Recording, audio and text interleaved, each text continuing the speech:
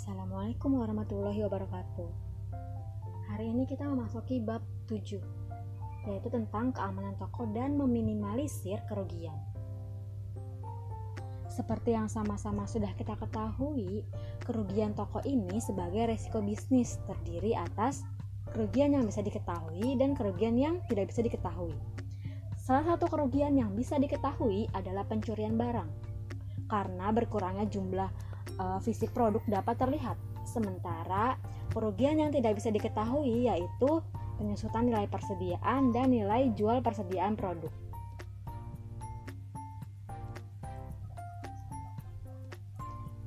Kita masuk ke materi yang pertama adalah kehilangan produk. Penjagaan keamanan toko sangat penting untuk mencegah dan meminimalkan kerugian yang bisa dialami oleh toko. Keamanan toko harus dijaga karena toko berfungsi sebagai tempat menjual produk. Karena itu pemajangan produk harus memperlihatkan unsur-unsur keamanan baik dari konsumen maupun dari toko retail tersebut.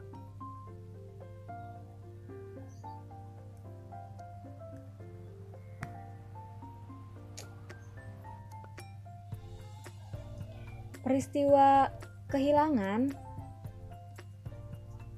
Nah ini ya, keamanan toko ini sangat penting. Pentingnya keamanan toko dapat meminimalisir kerugian. Nah makanya pemajangan produk harus memperhatikan unsur keamanan yang ada di toko tersebut.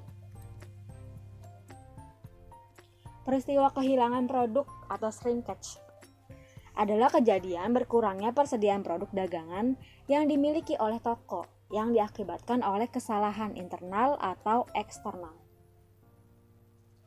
Shrinkage ini bagi kalangan peritel sudah dianggap sebagai resiko usaha yang tidak bisa dihindari. Beberapa peritel tentu bahkan sudah memperhitungkan resiko kehilangan ke dalam sistem pencatatan keuangan usahanya sebagai salah satu komponen biaya usaha.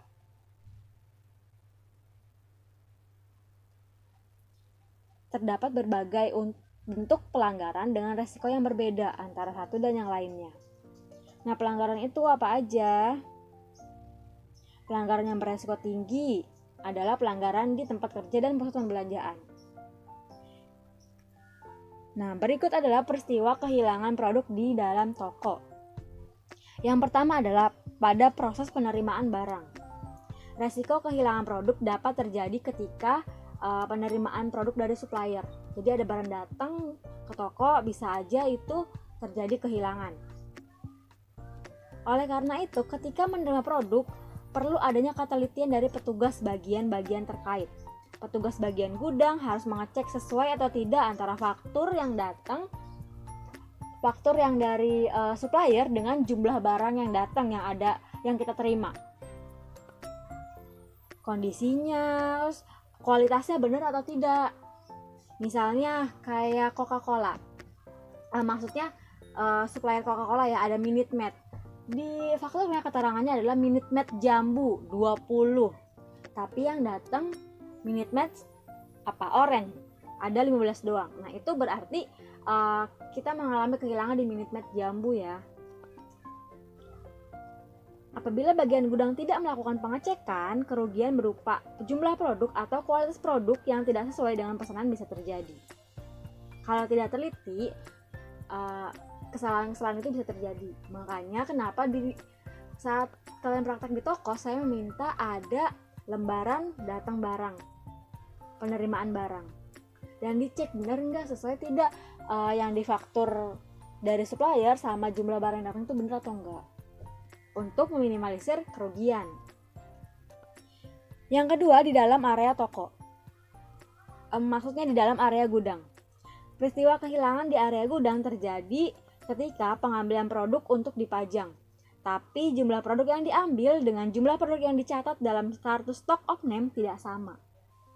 Petugas bagian gudang dan pramuniaga yang terlibat dalam pengambilan produk tersebut bertanggung jawab atas kehilangan ini. Jadi misalnya jumlah barang yang di tempat pemajangan udah kosong nih di raknya, lalu diambillah sama pramuniaga ke gudang. Pramuniaga mengambil ini adalah 20, tapi dia mencatat atau melapor ke bagian gudang cuma 10. Nah, yang 10 ini tidak tercatat. Siapa yang bertanggung jawab?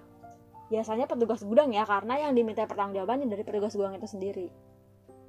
Makanya harus teliti kalau mau ngambil barang di gudang untuk dipajang, harus benar-benar dicek dan dicatat sesuai. Lalu yang ketiga adalah di dalam area penjualan. Kehilangan produk pada area penjualan disebabkan oleh konsumen yang secara sengaja mengambil atau mencuri produk. Pencurian dalam area display supermarket dapat dilakukan oleh konsumen perseorangan dan ada pula yang dilakukan oleh sekelompok orang. Ini terjadi oleh konsumen ya, seperti di Mart juga. Konsumennya siapa? Kalian juga ya. Lalu yang keempat adalah bagian petugas akhir. Kehilangan produk pada kasir terjadi karena ketidaktelitian petugas ketika melayani konsumen saat melakukan transaksi pembelian. Kasir telah menginput jumlah produk yang dibeli. Misalnya, jumlah produk yang dibeli adalah 1 pak. 1 pak ini isinya 10 buah. Tapi harga yang dimasukkan ke dalam mesin kasir adalah harga per unit. Jadi harusnya harga per unitnya 2.000. Beli 1 pak 20.000, tapi yang dimasukin cuma 2.000.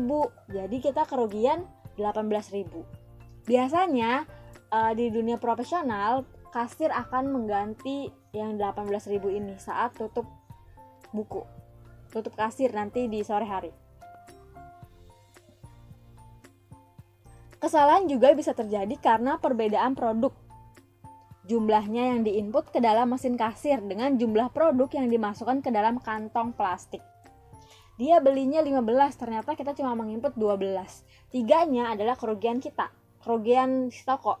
Tapi kerugian itu karena kelalaian dari kasir, maka kasir harus mengganti kerugian yang 3 unit tadi. Yang terakhir adalah pada saat proses administrasi. Kesalahan pencatatan yang dilakukan oleh bagian pembukuan juga dapat mengakibatkan kehilangan produk. Bagian pembukuan itu bisa yang tadi di awal menerima barang, lalu di gudang, itu juga bisa. Selanjutnya adalah jenis-jenis kehilangan produk.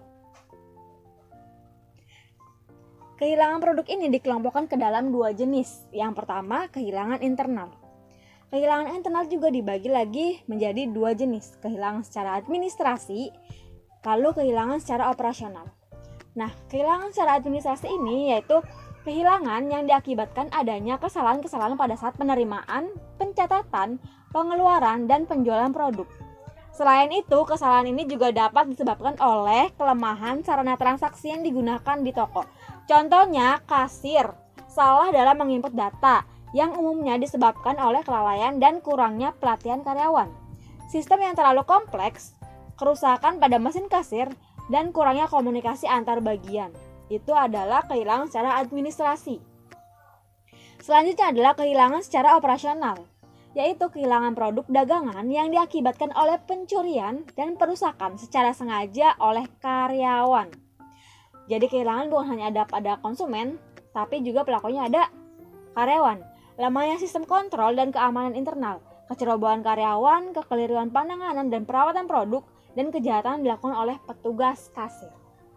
Kalau kekeliruan penanganan dan perawatan produk ini maksudnya produk yang seharusnya kita rawat dengan baik tapi kita lalai. Misalnya susu ultra, susu kotak lah ya. Susu kotak ini kan harus benar-benar dijaga ya. Kalau satu tumpah di dalam kardusnya, satu tumpah, pasti ini akan berakibat ke semua bagian yang ada di kardus itu. Kalau nggak cepat-cepat dikeluarkan atau dibersihkan, diambil dari kardusnya, pasti hampir 1 pak itu basi semua. Lalu yang kedua adalah kehilangan eksternal. Kehilangan eksternal ini adalah kehilangan produk dagangan akibat pencurian atau penggelapan yang disebabkan oleh kesengajaan konsumen, atau kasus-kasus tertentu seperti penjarahan dan kerusuhan. Penjarahan ini waktu itu ada di daerah Jakarta Utara ya, waktu lagi banjir Januari kemarin. Saya baca beritanya ada Indomaret kalau nggak salah ya. Indomaret ini di depan jalannya itu udah banjir banget dalam. Nah, ternyata banyak orang-orang yang pengungsi datang ke sana untuk ngambil barang-barang yang ada di sana. Mereka mungkin awalnya mau bilangnya beli, tapi ternyata nggak dibayar. Nah, dengan orang yang masuk banyak, otomatis petugas kasirnya, apalagi kalau perempuan ya, ngeri dong, takut diapa-apain, jadi ya mungkin dibiarkan begitu aja. Itu namanya penjarahan. Kerusuhan. kerusuhan itu ya, kalau yang ada aksi kemarin, ada toko-toko di sekitar lokasi aksi kemarin itu ada juga di daerah mana ya, saya baca bukan daerah Indonesia tapi di negara luar, lupa saya. Kalau itu semacam kedai kopi kalau nggak salah ya. Nah itu di daerahnya deket sama kerusuhan di situnya, di tempat itu. Akhirnya ada bagian-bagian tokonya itu yang rusak, orang bisa masuk untuk mengambil barang-barang yang ada dalam toko. Nah, untuk menghindari kehilangan eksternal, pengelola toko perlu meningkatkan kewaspadaan. Pencurian dapat dilakukan secara individu maupun berkelompok dengan modus yang beragam. Selanjutnya, penyebab timbulnya kehilangan produk. Menurut Al-Latif, ada 4 faktor yang menyebabkan timbulnya kehilangan produk. Yang pertama adalah 45% kehilangan produk ini dilakukan oleh karyawan. Pencurian oleh karyawan. Karyawan merupakan penyebab kehilangan dengan persentase terbesar karena karyawan telah mengenal pola dari sistem kerja perusahaan. Mereka juga mengetahui kelemahan perusahaan dan peluang untuk mengambil produk perusahaan. Contohnya kalau di Mart gimana? Pasti kalian tahu ya bagian-bagian yang agak susah untuk diawasi sama guru. Di mana? Di gudang. Tutup aja gudangnya, nanti duduk aja tuh dalam gudang. Kamu bisa makanin ada di dalam. Itu kehilangan dari karyawan, yang dilakukan oleh karyawan. Lalu bisa tuh di bagian ujung, meja paling ujung. Susah banget ya menjangkau ke sana untuk dilihatnya. Bisa aja kamu ambil, masukin dalam tas, makan di sana. Saya nggak menuduh ya, tapi ini dari hasil pengamatan saya selama Agustus kemarin. Agustus sampai Maret ya. Praktek-praktek dari kalian itu. Jadi 45% pencurian oleh karyawan, kehilangan produk terbesar. Lalu yang selanjutnya adalah 30%. Kehilangan produk dilakukan karena pencurian oleh pihak eksternal. Nah, pencurian oleh pihak eksternal ini adalah peristiwa ini bisa terjadi karena kurangnya pengawasan dari karyawan sehingga memberi peluang kepada pihak eksternal seperti konsumen untuk mengambil produk. Makanya perlu di toko ini adanya pengawasan atau sistem keamanan yang baik yang digunakan di dalam toko. Kayak di Mart itu ada CCTV ya di atas kasir. CCTV di atas kasir, lalu ada guru yang mengontrol. Tapi ya namanya guru itu ada jam ngajar di kelas, kita nggak bisa mengontrol setiap hari dari pagi sampai sore. Kalau ngontrol di Mart aja berarti kelasnya kosong dong, nggak ada yang ngajar. Lalu selanjutnya 20% kehilangan produk dilakukan atas kesalahan dan ketidakakuratan pencatatan. Hal ini terjadi karena ketidakdisiplinan dari bagian administrasi, yaitu proses administrasi keluar masuknya produk tidak dilakukan secara teliti. Dalam hal ini, manajer toko paling bertanggung jawab karena ia seharusnya melakukan pengawasan secara ketat atas kinerja bawahannya. Seperti administrasi itu yang tercatat ya. Seperti tadi bagian gudang, dia lupa atau dia salah mencatat, harusnya yang keluar 20, tapi dia catat 10, itu bagian dari administrasi. Lalu yang terakhir adalah 5% kehilangan produk terjadi karena kesalahan dari pihak pemasok. Kecil ya, jadi dari supplier cuma 5% aja.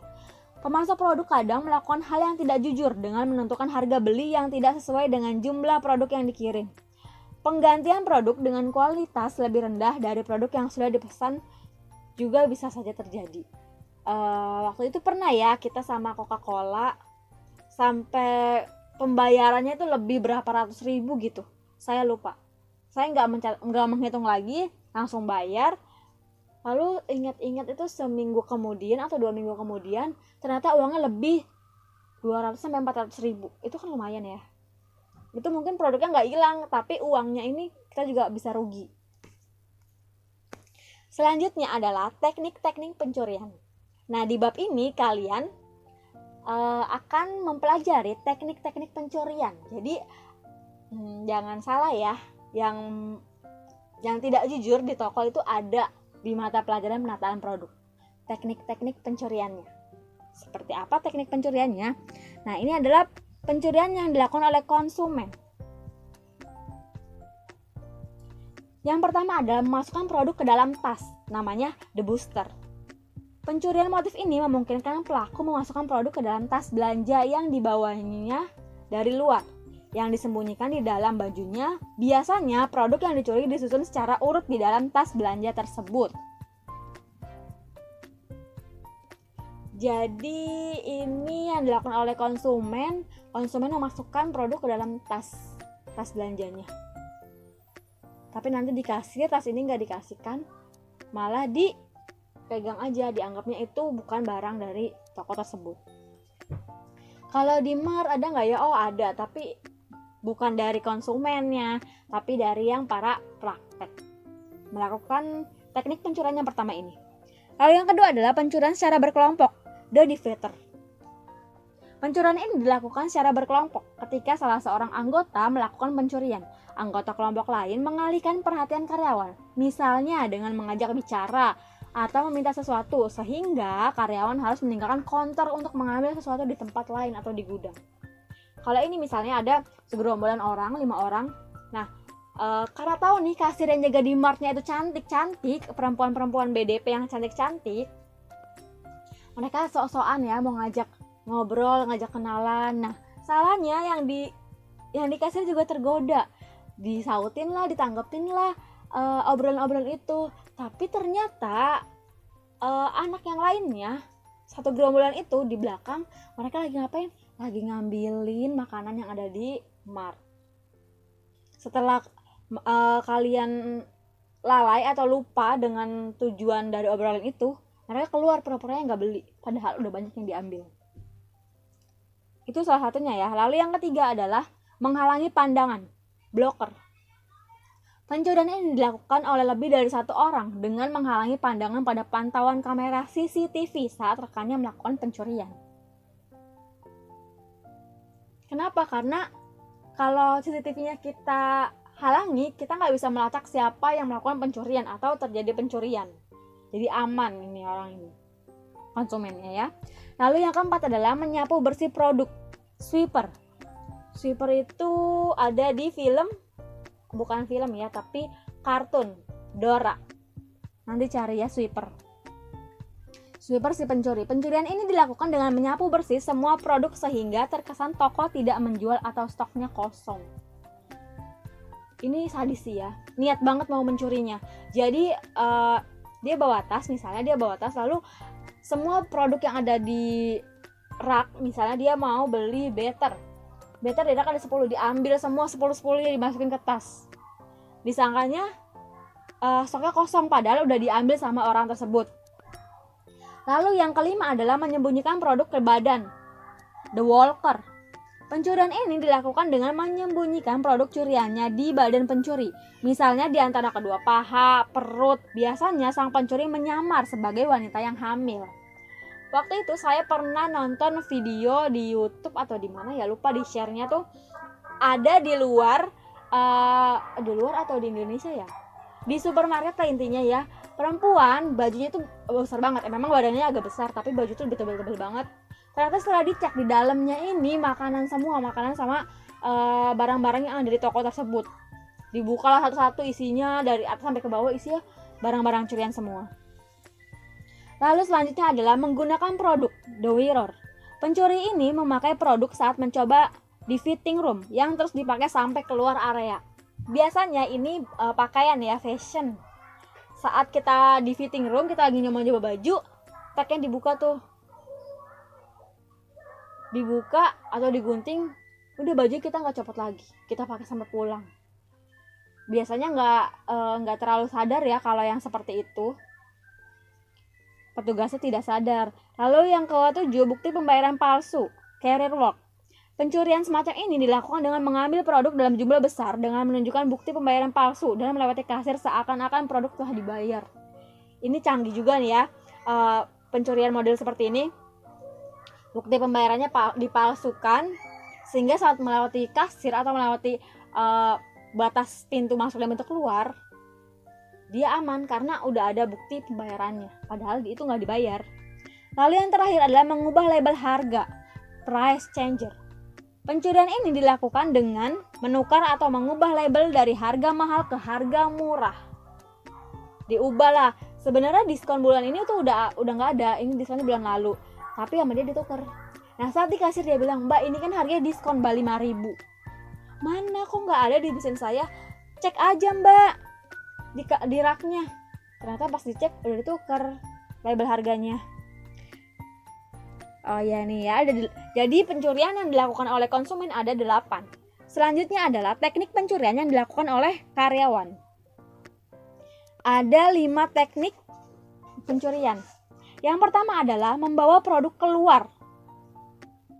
Yaitu karyawan toko membawa produk keluar toko atau counter dengan disembunyikan di tempat sampah atau tas belanja.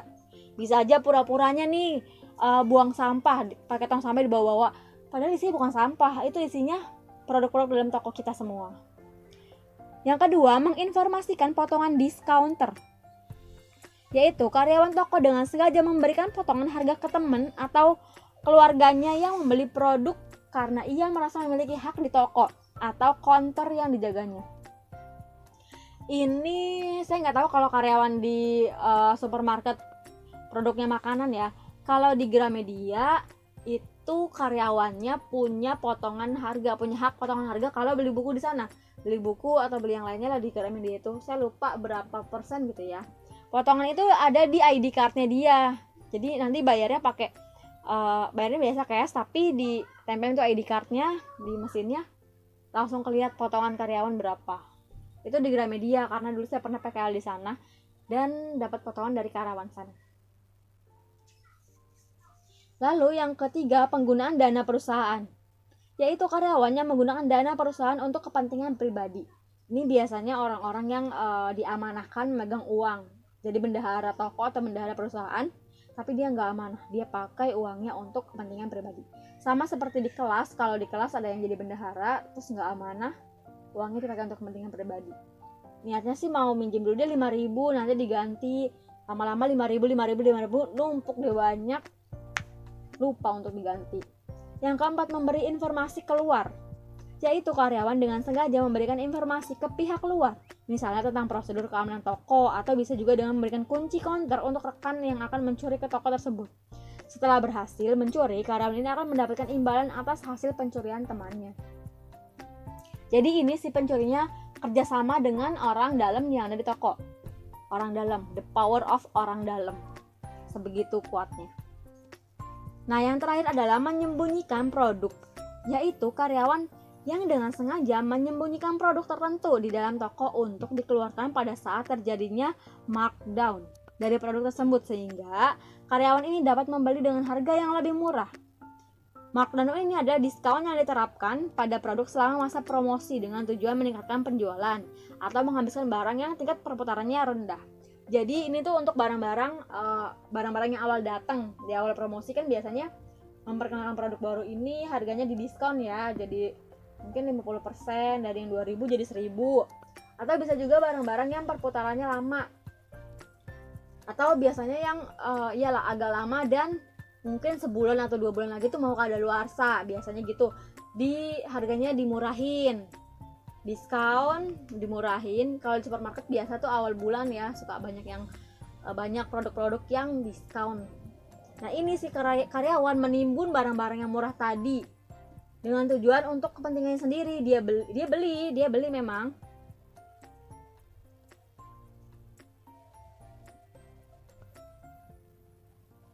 Nah nanti diambil sama dia, ditimbun, lalu pas harganya murah, dimurahin, dia keluarin. Jadi banyak deh untungnya buat dia. Kalau beli itu beli di saat masa promosi, tapi kalau dikeluarin itu dia mencuri satu kardus, disimpan sama dia, lalu pas dikeluarin uangnya buat dia, kan nggak kehitungannya udah dijual. Iya, materinya sampai sini. Minggu depan atau minggu selanjutnya, pertemuan selanjutnya kita akan membahas mengenai meminimalkan resiko kerugian. Terima kasih. Wassalamualaikum warahmatullahi wabarakatuh.